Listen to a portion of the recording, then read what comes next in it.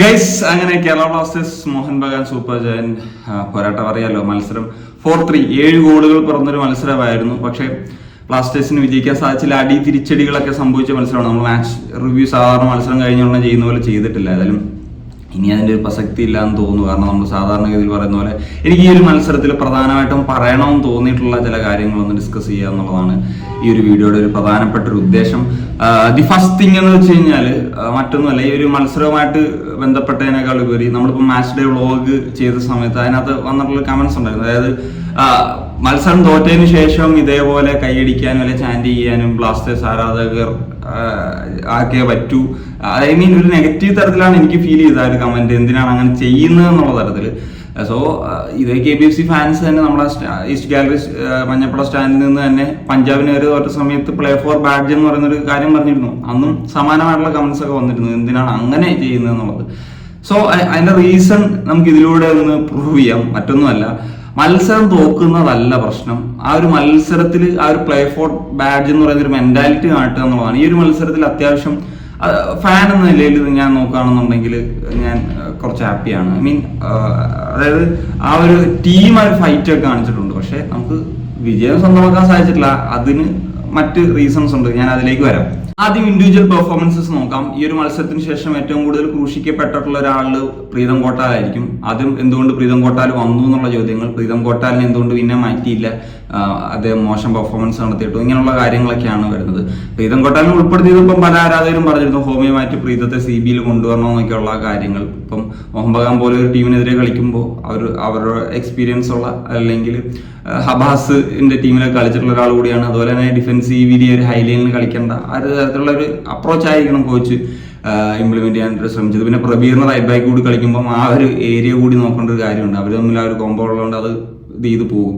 So അങ്ങനെയാണ് തോന്നുന്നത്. പക്ഷെ പ്രീതം ഈ ഒരു മത്സരത്തിൽ എനിക്ക് 2 ഗോളുകളിൽ പ്രീതത്തിന് മിസ്റ്റേക്സ് ഉണ്ടായിരുന്നു.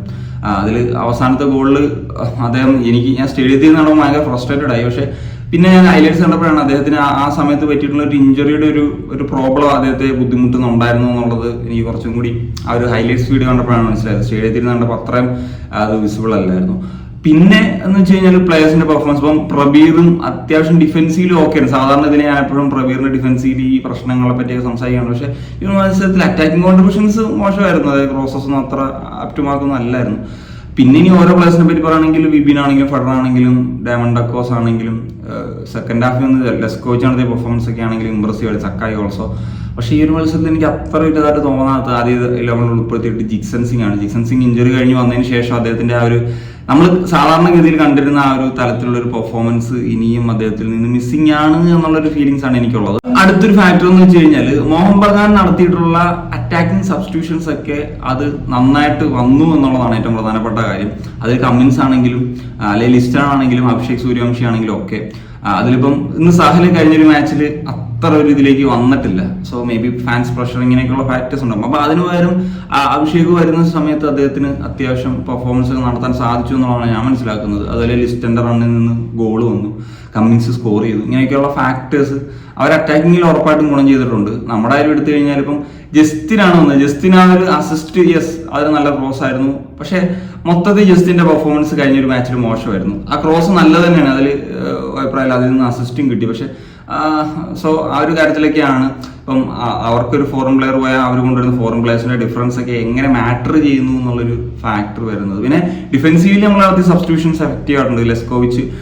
ലെസ്കോവിച്ച് ബ്രില്യൻ പെർഫോമൻസ് തന്നെയാണ് ലാസ്റ്റ് മാച്ച് നടത്തിയത്. അതുപോലെ ജിക്സൺ വരെ അസർ വന്നപ്പം ആ ഒരു ഡിഫൻസീവ് മിഡ്ഫീൽഡ് പൊസിഷൻ കുറച്ചും കൂടി ബെറ്റർ ആയെന്ന് എനിക്ക് ഫീൽ ചെയ്തു. ഈ ഒരു മത്സരം തോൽക്കാനുണ്ടായിട്ടുള്ള ഒരു പ്രധാന ഫാക്ടറിലേക്ക് ഞാൻ പറയാം. ഈ മത്സരമല്ല, പല മത്സരങ്ങളിലും നമ്മൾ ഗോൾ വഴങ്ങാനുള്ള ഒരു പ്രധാന ഫാക്ടറാണ്. നമ്മൾ സെറ്റ് പീസസിൽ ഗോളുകൾ അങ്ങനെ അധികം കണ്ടെത്തുന്നില്ല എന്നുള്ളൊരു പ്രശ്നമാണ്. നമ്മുടെ കോർണേഴ്സ് വീക്കാണ്, ഫ്രീ കിക്സ് ഇതൊക്കെ പ്രശ്നമാണ്. പക്ഷെ നമ്മൾ ആദ്യം മുതൽ നമുക്ക് പറയുകയാണെങ്കിൽ ഇവാന്റെ ആദ്യ സീസൺ മുതൽ നമ്മൾ ബുദ്ധിമുട്ടുന്ന ഒരു കാര്യമാണ് സെറ്റ് പീസ് ഡിഫെൻഡിങ്. ഈ ഒരു മത്സരത്തിൽ പോലും നമ്മൾ സെറ്റ് പീസിൽ നിന്ന് 2 ഗോളുകൾ കഴിഞ്ഞു.